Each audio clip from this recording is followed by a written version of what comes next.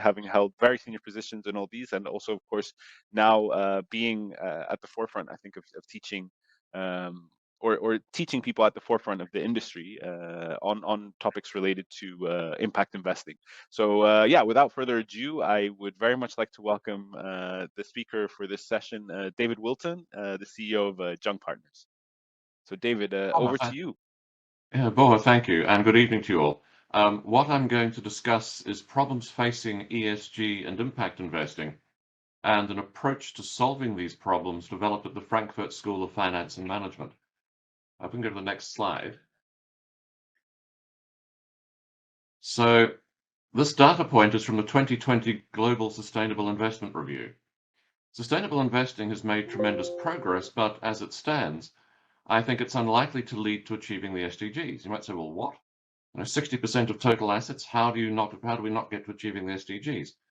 Well, if we go to the next slide, this is the GSII data broken down of sustainable investing by strategies. And what we face is a problem of quantity versus quality. Not all strategies are equal in terms of their ability to contribute to achieving the SDGs.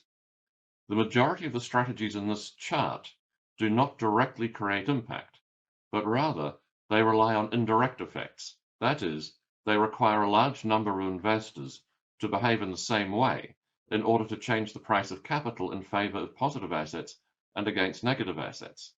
There are, however, ESG and impact strategies which contribute both directly and indirectly to achieving the SDGs. So why are these strategies hardly visible in the GSII data? We'll go to the next slide. So let's look at this idea of direct and indirect contributions to achieving the SDGs. When we seek to achieve non-financial goals, we seek to achieve a combination of one or more of four things. And these are the things listed on the left-hand side of the chart here going down. Ranked low to high by the intensity of the ESG or impact results, these four things are managing exposures, so reducing exposure to negative assets, increasing exposure to positive assets. Reducing the risk of negative events, that is reducing, say, the risk of labor accidents, the risk of chemical spills. Creating a quantity of positively impactful outputs, for example, additional access to education or low-income housing, or increased use of renewable energy.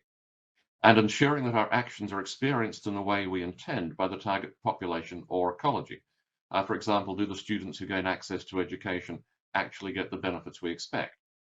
So each of these types of non-financial goal can indirectly contribute to achieving the SDGs via affecting the cost of capital, which you can see in the sort of pale heading box on the right, if done at sufficient scale. If. However, only three types of non-financial goal, managing risks, outputs, and outcomes, contribute directly to achieving the SDGs. That is, our actions lead directly to results. So we go to the next slide.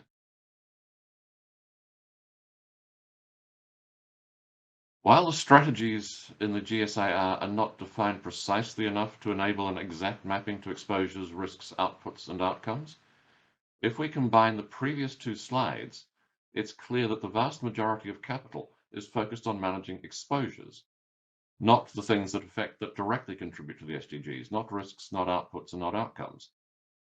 Now, exposure management is the least intensive of the four types of non-financial goals. Exposure management makes no direct contribution to achieving the SDGs. It requires a mass effort to move enough funds to affect the cost of capital.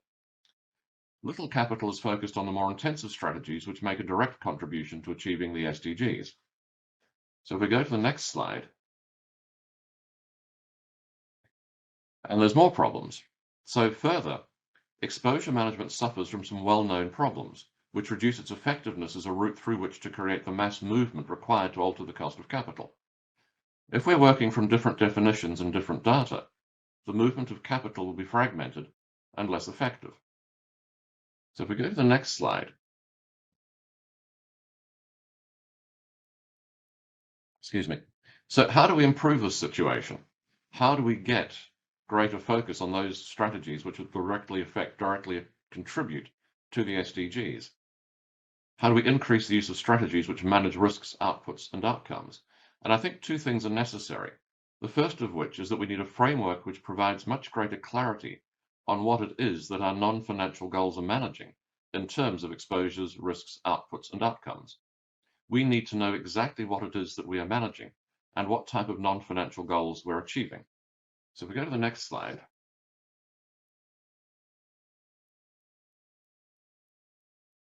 This quality assurance framework, which is the diagram you're seeing here, was developed at the Frankfurt School and provides a method through which much greater clarity can be achieved.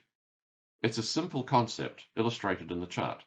First, we take the standard terms of SRI, thematic, ESG, and impact, and you can see those in gray across the top of the chart. Then we identify the strategies used to implement these four approaches. And going around the market looking what people are doing, we identified 8 independent strategies that are currently in use.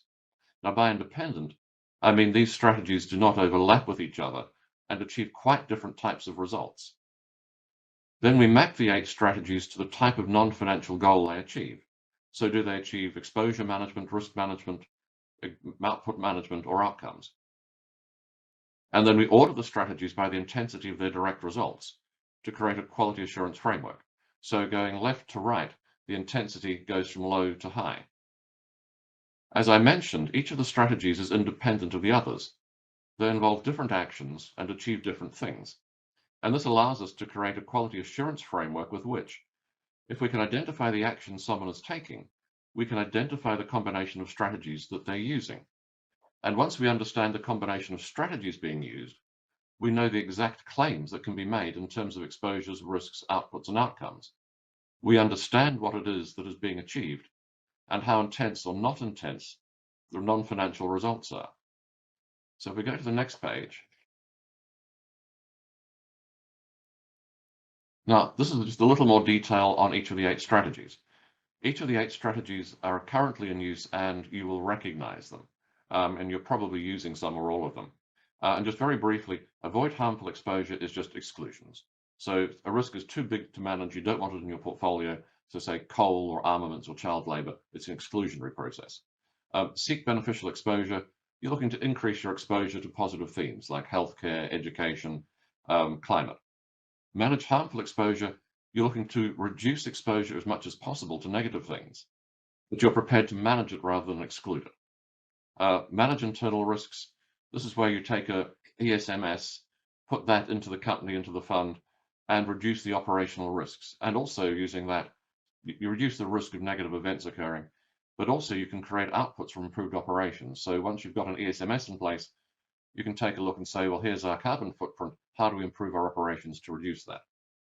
Manage supplier risks, you simply extend the use of an ESMS into the supply chain. You require your suppliers to have one, and then you can see what risks are in the supply chain, what the carbon footprint of the supply chain is, and you can start to change your suppliers to reduce your exposure. And explain causal logic.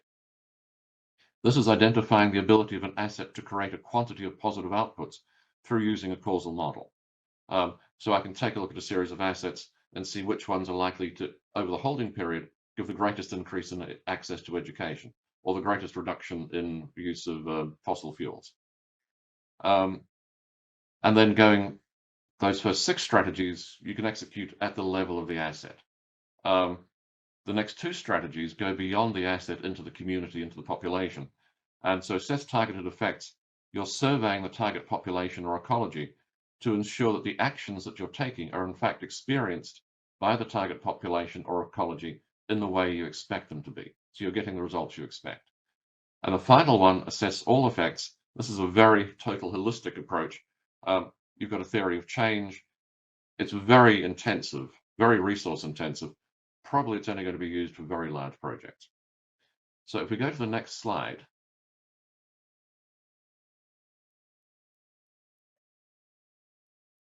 By identifying what it is that's being managed and framing this in terms of the intensity of the non-financial results, we can identify the combination of strategies we need to adopt to achieve our non-financial goals. We can identify the valid non-financial claims another person can make by identifying the actions they are taking, so identifying the combination of strategies they're using. And we can identify greenwashing. And greenwashing in this framework is occurring if the non-financial claims being made are greater than the claims justified by the combination of strategies being used. It's a fairly simple, straightforward concept. So if we go to the next slide, it's a fairly simple, clean framework. To identify the strategies you need to use to achieve your non-financial goals, you travel up the y-axis on this chart and then across the 45-degree line. And that will show you for whatever non-financial goals you want to achieve, that's the combination of strategies you need to use if you're going to achieve them. To identify the goals that are supported by the combination of strategies that someone else is using, we travel along the x-axis until we see what claims they're making. We're right at that point. And then we go up toward and may possibly past the 45-degree line to see what strategies they should be using. And we can then compare that with the strategies they are using and see if there's a gap, see if their claims are actually matched by what they're doing. A position above the 45-degree line on the chart indicates that the combination of strategies being used is insufficient to achieve the targeted non-financial goals, and that additional strategies need to be used, or the non-financial goals need to be scaled back. So now we have some clarity about what it is that's being managed in terms of exposures, risks, outputs, and outcomes. This is the first step in getting towards a better framework. However, to align the management of non-financial goals with the management of financial goals, to enable the optimization of both financial and non-financial goals within a portfolio, we need to do more. We need to reframe the discussion of impact. So if we go to the next slide, the first step was to improve the clarity of what is being managed and identify whether it's exposures, risks, outputs, or outcomes we're managing. The second step is to reframe the analysis of impact in terms of the intensity or scale of the results achieved. The analysis of impact is currently framed in terms of the impact intensity of an actor's mandate. This framing, I think, is incredibly unhelpful, as it firstly prevents the integration of impact goals with financial goals in portfolio optimization, and secondly, it emphasizes closing funding gaps rather than improving the pricing of externalities as a solution to achieving the SDGs. Now, why that's unhelpful is that most climate issues stem from overconsumption due to mispricing of externalities. They don't stem from funding gaps. However, by framing the analysis of non-financial goals in terms of the intensity of the results, not the intensity of the mandate, and having a framework that can be applied across the entire investment process, from mandate design to asset selection, the analysis of non-financial goals can firstly be aligned with the analysis of financial goals, allowing both to be integrated into portfolio optimization, and secondly, better aligned with achieving the SDGs. So to illustrate this, if we go to the next slide,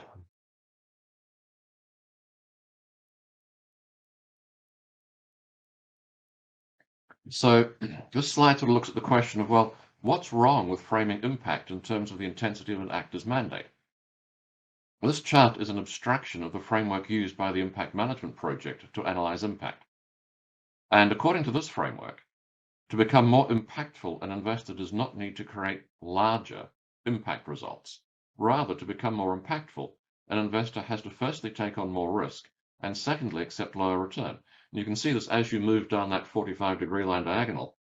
You move from a space where it's largely commercial risk return, then into a space where it's higher risk, then into a space where it's both higher risk and lower return. Now, assets with above market risk and or below market return are typically those which suffer from funding gaps. So this framework emphasizes closing funding gaps. Now, how much can institutional investors, who control the vast majority of investable capital, be expected to change their mandates to accept more risk and lower returns? In other words, how much can commercial investors such as pension funds or sovereign wealth funds, super funds, be expected to shift their mandates more to make them more similar to those of DFIs or NGOs or philanthropies? Because that's what this framework's really asking you to do. And if institutional investors are unable to do this, then the quantum of capital that needs to be reallocated towards impactful assets to meet the combination of direct results and indirect pricing effects required to achieve the SDGs will not be met. So if we go to the next slide,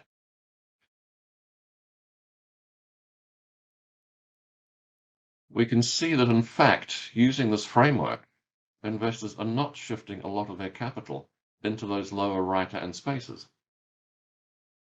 As might be expected, institutional investors are not free to adopt mandates that are similar to those of DFIs, NGOs, and philanthropists, and accept more risk and lower return across their total assets under management. These tables are from exercises completed by PGGM, a large pension manager with hundreds of billions under management, and Snowball, an impact investor with roughly 20 million assets under management. And they're analyzing their portfolios in terms of the IMP framework. Now, for both PGGM and Snowball, the majority of assets do not make it into the impactful zones in a mandate-based framework. It's difficult to apply. And if it's difficult to apply and not going to be fully adopted across total assets under management, you're unlikely to get the movement of capital that's required to change pricing of capital and achieve the SDGs. So if we go to the next slide,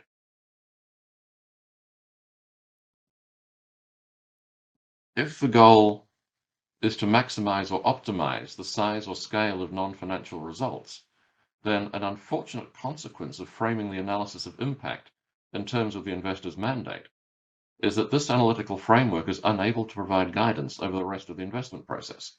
So you can see on the right, we have current impact frameworks that are where the analysis of impact is defined in terms of the intensity of the investor's mandate. They don't go much past in terms of the total investment process here, which goes from mandate through to asset selection. They don't give much guidance past mandate. Whereas the quality assurance framework, based upon the scale and intensity of the results, actually gives guidance across the entire investment process. Now, failing to extend to the rest of the investment process is no small omission. The rest of the investment process, beyond defining the mandate, addresses key questions such as, of these 4 assets, which one best helps me to achieve my financial and non-financial goals? Or, of these 4 assets, which one is likely to make the largest quantitative contribution to the SDGs? If you're framing the analysis in terms of the intensity of the mandate, you can't answer those questions. The quality assurance framework, being framed in terms of the intensity or scale of the results, provides guidance across the entire investment process.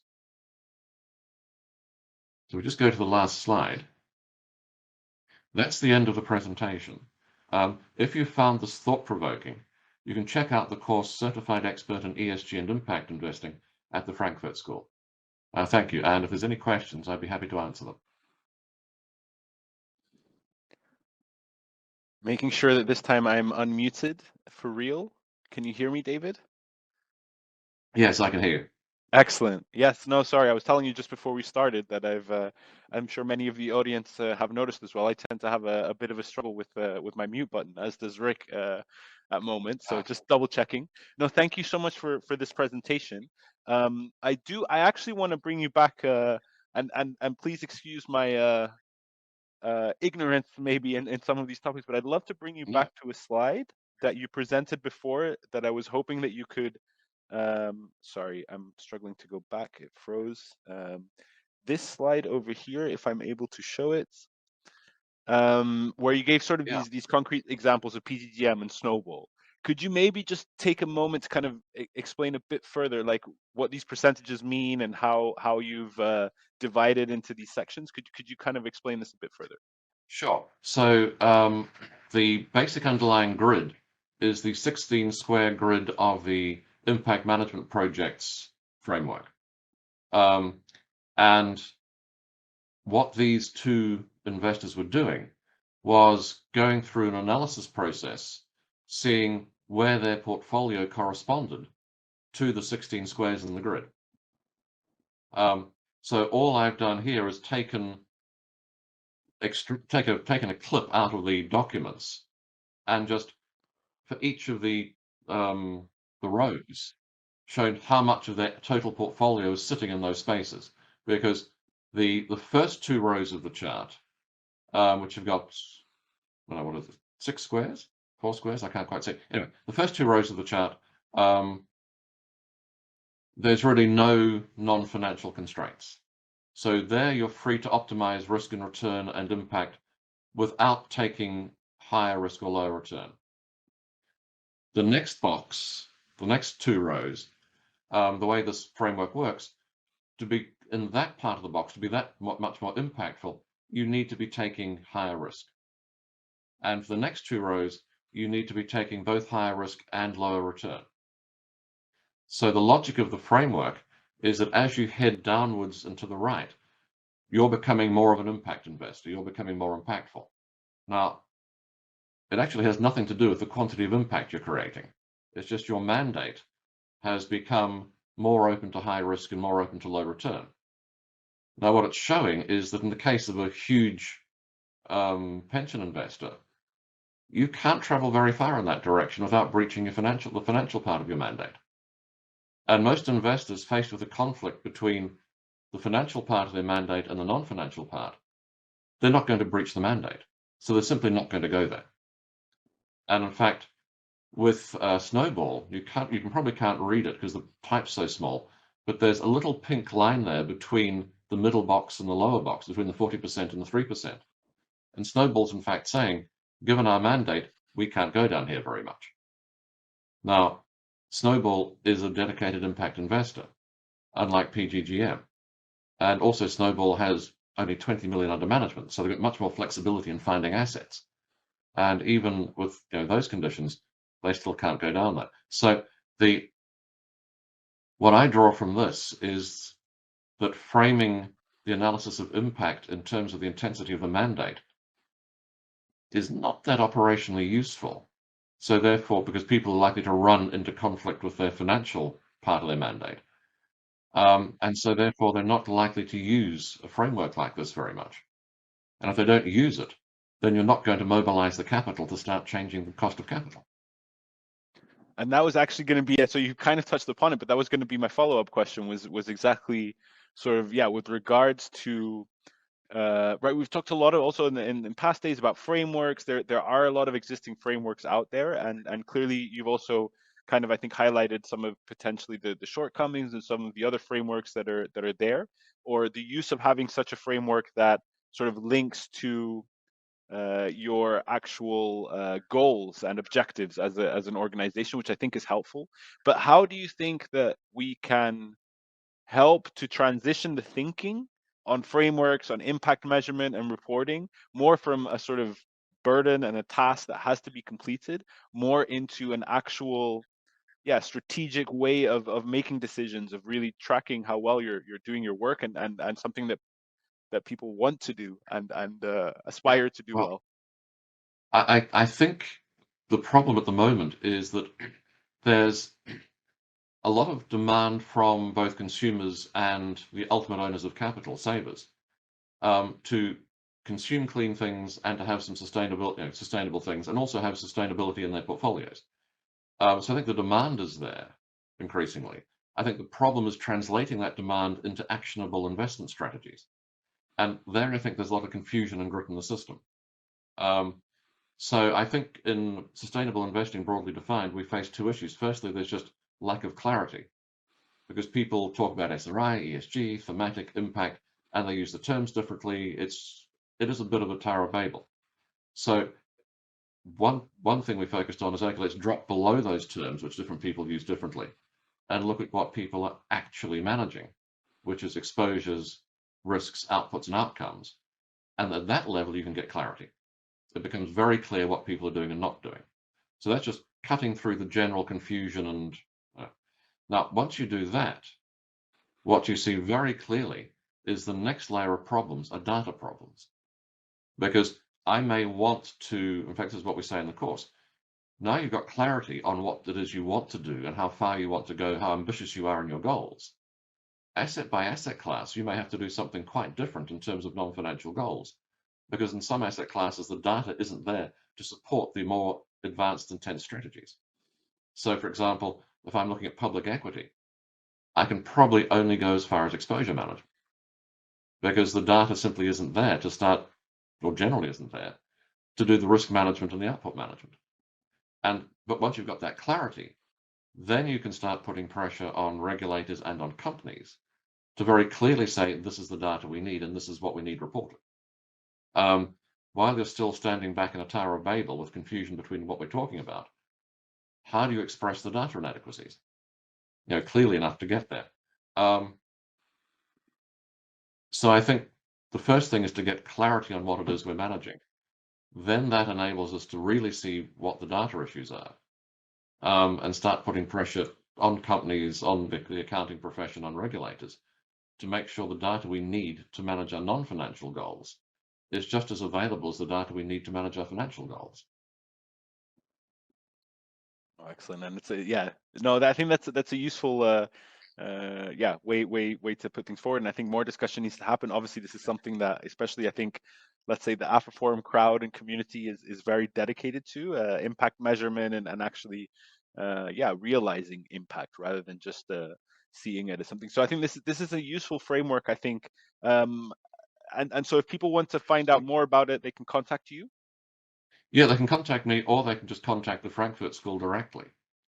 And you run a course, right, in which this is sort of Yes. prominently covered. Yeah. So I definitely, I think. We've developed this in the course Certified Expert in ESG and Impact Investing. We just finished the first edition of the course. The next one is launching this month. And since it's a new thing, we're busy iterating, improving with lessons learned. But the whole idea is to make something that really is quite practical, that any investor, regardless of their mandate, regardless of whether they're coming from a philanthropy or an NGO, a DFI, a big pension fund, can use this and get clarity on what they're doing, clarity on what they can achieve and what they can't achieve, but also clarity on what other people are doing. We created a number of exercises where different private equity managers and people and public equity managers were generous enough to give us some of their documents. And you run those documents through this framework to identify what strategies are actually being used. Then you can identify what claims can be made. Then you compare that to the claims that actually are being made. And you can just see how valid or not valid those claims are. So it works both ways. You can use it to identify, if these are my goals, then what strategies do I need to use? Or here's somebody pitching to me. Here's what they're claiming to do. Well, let me identify the strategies they're using so I can see what they can actually claim. Excellent. Thank you, David. No, I really appreciate this presentation and definitely highly encourage people listening to come and join and take the course basically and see if you can learn to use this and also contribute to its further development. So thank you so much, David. Really appreciate your time. And looking forward to seeing you in person in Bangkok when the next edition is on. Okay, So thank you very much. thank you, David. So Rick, I think is back on stage with me now for some closing words as well. It's been quite a ride, hasn't it, Rick? Oh yeah, the mute button It definitely struggle. has. It definitely has been all right. Some challenges, but had Yeah, lots of fun the doing it. mute button I think is our worst enemy, right, Rick? We need to do something about the mute button for next time, or hopefully we won't need it, right? Because we'll be in person. How we will miss it then. Oh, excellent. Yeah, no, we it's been an incredible journey, I think, for both Rick and I. We've been working hard on this with all of your support. Obviously, a huge thank you to all of our sponsors. It's been amazing having you on board, and not obviously just for the financial contributions, but especially for the actual support that our sponsors bring in terms of activating their networks, in terms of delivering excellent content. I think it's an absolute privilege and definitely something that really cannot be said in most sectors. I think the experience that we have working with sponsors is incredible. They're really partners to us. They help us, bring hopefully content that you really appreciated and liked. And yeah, thank you so much for these days. We look forward to welcoming you in person in Bangkok next year. We'll send you more information about it. And also, we've sent you already an email with a link to download all of the presentations. And please ask if you have a minute to fill in sort of the survey, the form, to give us your feedback so we can improve for next time. Any last thoughts, Rick? No, just very grateful that you were all here. Everybody that got involved, speakers, sponsors, and especially the delegates. Thank you for joining us. I'm ultra grateful for that. Same here. I think you said it perfectly, and I'm getting requests in the back end to please play our amazing soundtrack that we've been using for the event. So I think we'll end things here and just leave you with our AFIFORUM 2022 soundtrack, and very much looking forward to seeing you again. Thank you.